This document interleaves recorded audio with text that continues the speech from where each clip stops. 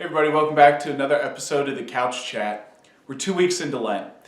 This Wednesday, of course, 2 weeks ago Wednesday was Ash Wednesday. And so maybe you're able to kind of look at Lent to say, how's it going? Are things going well? Have I maybe gone too easy on Lent? Or maybe I've gone too difficult and I need to kind of dial things back and readjust. Right? Our Lenten activities, our Lenten commitments are nothing that's set in stone. Right? For example, we try to fast too much and then we realize I am falling asleep in the day. That's not what the Lord wants us to do with our lives if we can't do our normal activities. So 2 weeks in, maybe it's a good opportunity to recalibrate. Maybe to turn things up and be like, I've just been kind of lazy this Lent. And that could be, right? Rarely do we ever get things right, perfectly right the first time. And maybe you wonder, what in the world does a priest do for Lent? I don't know what other priests do for Lent, but I know what I'm doing this Lent. So, got own fasting things trying to do. But I was thinking about what to do for prayer kind of in the few days leading up to Lent. And I was recalling something in the book of Revelation where the God has John write a letter to the Ephesians in the book of Revelation. And it says, you've forgotten your first love. You've forgotten your first love. And that kind of struck me. And I heard somebody in a talk, I think it was a Father Mike Schmidt's talk, that he mentioned that line. It was years ago, though. And for whatever reason, it came back. So I thought, well, what is the first love that I might have forgotten? For whatever reason, what came up was early on when I was a priest, something that had always struck me. It always really grabbed my attention. Were a handful of chapters in the Gospel of John.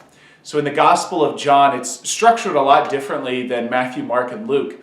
And it has Jesus giving a long speech, long kind of sermon, discourse in the midst of the Last Supper.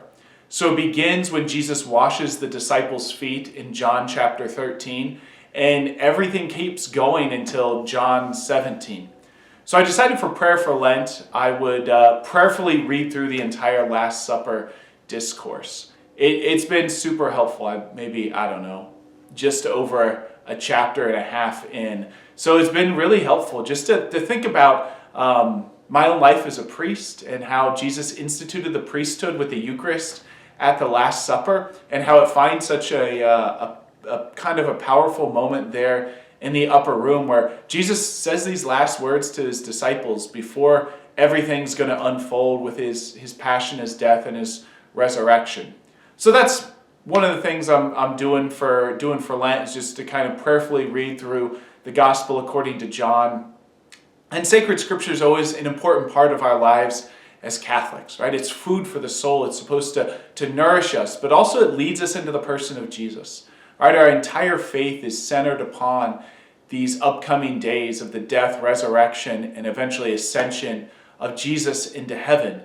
So whatever we can do to maybe reconnect with that power source there in Jesus' life, death, and resurrection. So hopefully you're having a good Lent. Maybe the things you're doing have been fruitful. I know I definitely haven't done things perfectly on the commitments I wanted to have, but definitely some steps in the right direction. So hopefully you're having a fruitful Lent. We'll be praying for you. Pray for me. Pray for Father Moyne. Pray for all those who are, pray for the whole church. Pray for Pope Leo especially. He's got himself a job and a half, huh? So have a blessed Lent, and we'll see you next week on the Couch Chat.